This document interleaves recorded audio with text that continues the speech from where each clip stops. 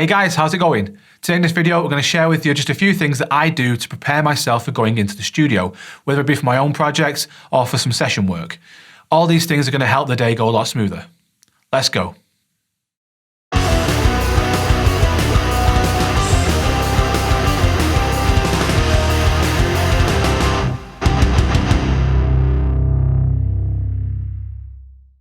So when it comes to recording drums in a studio, it's probably about 90% of it is prep work. This is stuff that you need to do before you get into the studio. So this is things like having a meeting maybe with the engineer to kind of say what your kit is, what your setup is, and all your requirements for mics and things like that. You know, so if you've got like a 10-piece kit with all the bells and whistles, the engineer might not have the equipment for all that. So having a conversation with them beforehand and just sort of, you know, you might end up hitting one drum for the entire record. You might not need it. You might be able to substitute that for something else. Also giving the engineer plenty of time to have a look at the tempo maps and the markers. So if you've got a full album that you were going to record, it's far easier to have the engineer know where each bit is in each song. So you've got things like the intro, the verses, the choruses, bridge, all that kind of stuff. If you have markers set out within this project file, it's going to make the whole day run a lot smoother. Also giving the engineer a general idea as to the sound of your band, the genre, what kind of sound you're going for. That's going to give them a much better scope when it comes to the actual recording. Also having scratch tracks and demos done before going into the studio is so helpful. Again, it gives you the engineer an idea as to what it's going to sound like. It also gives you an idea as to what it's going to sound like. But then you can hear the entire project in context and what it's going to sound like towards the end. So that means you can make loads of little alterations in the demo stages. That way when you get into the studio, you're recording that for real. And you're not messing around in the studio trying to move things around and try bits out too much and then wasting everyone's time and also a lot of money. But the biggest thing I'll probably say in preparation for going in the studio is making sure that you have all of your parts down. You need to know them inside out. Doing any sort of half-assed drum beats or fills or anything like that in the studio is so noticeable on records. These are the bits where any little nuances, any little bits of stuff that you do wrong or just doesn't quite sound right is really going to show up on a recording, and then it's there for life.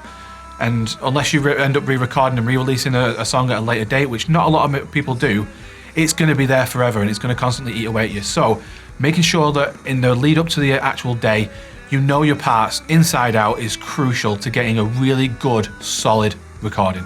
So in the week or a few days leading up to the actual recording, what I tend to do is inspect my gear.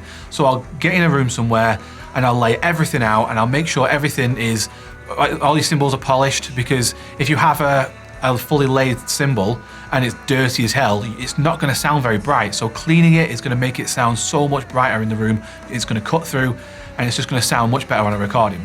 You want to make sure that you've got fresh heads on everything and that they are tuned up well but broken in as well. If you go into a studio with seriously brand new heads that haven't been touched, then halfway through the recording they can potentially go out of tune. So if you get them changed a few days beforehand and then just play them for a little bit, obviously don't pit them, don't sort of dent them in any way, but just play them, break them in, and they're going to sound really nice, and just keep tuning them up until you get to a sound that you really like. This is most crucial with the snare. Your snare is the backbeat of your sound. It's going to be the most recognizable and the most individual, unique sound to you. This is your signature sound. So making sure that your snare is bang on the way you want it to be is really crucial when it comes to recordings. Also making sure that your stands are still working, make sure none of them are loose and that they're gonna, halfway through a recording just start moving and things like that. You don't want that. You want to put stuff up in the studio once. Get it up, get it secure. That way when you get into the studio and the engineer's putting the mics on, he's not fighting with other stands that are moving, and when a cymbal stand comes down, it knocks under the mic and things like that. This is all stuff that can be avoided by just checking your gear. So now it's recording day. You've got everything loaded up in your car, you check the watch, you're late. This just isn't acceptable. When it comes to recordings, you're paying a lot of money to get this done. So arrive early. Early is on time is late.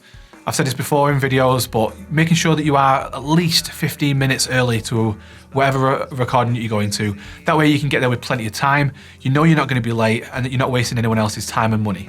This is probably most crucial when it comes to session work, because you're not the one that's paying for the recording session. Someone else is, and they're paying for your time as well. So if you're late, then that is highly unprofessional. You need to be early, you need to be there promptly and with a good attitude. So when you're setting up your gear, you want to be as accommodating to the other people that are there, especially the engineer. Because if he's putting microphones on your kit and you've got everything dead close and there's no separation between anything, you're not going to get the best sound. So if you allow the engineer to just move things around just a touch so that it's still comfortable for you, make sure that it is always comfortable for you, but then allow the engineers to just kind of make things easier for them so that you can get the best sound. Also, being open to ideas, whether or not it's your own project or if it's, again, session work, being open to ideas on the day is really cool because it's that spontaneity. You can actually come up with some really nice ideas on the spot when that inspiration just hits you and you want to get something changed and you try it out and you're like, yeah, that's really fresh, that's really nice. It's a really nice sound. So being open to those ideas and just changing what you're playing ever so slightly to suit the mood of what's going on in the studio is going to get you a really nice, solid recording. So you've got all your gear set up, you're about to hit record, what's next? Well, consistency is key. And what I mean by this is at the start of a session, you're going to be full of energy. Adrenaline's going to be going, you're going to be really wanting to impress. So you're going to hit the drums really hard or you're going to have a really high energy with what you're doing. Now, as good as that may sound on a record, it's not sustainable. So what you need to do is find a nice balance between not hitting the drums as hard as you can and knackering yourself out, but still getting a good tone. And then that's going to be consistent throughout the day. So you don't want to have a massive sound at the start of the session and then a really crappy small sound at the end. It's not going to sound good and they won't ask you back if you're doing session work especially. So find a nice medium, taking regular breaks, having water next to you, all these different things is going to help you keep your energy levels up throughout the entire day. Because as we all know, drumming is a very intensive and high energy instrument to play. So you've got to be able to keep that up throughout the entire day, and it's a lot of work.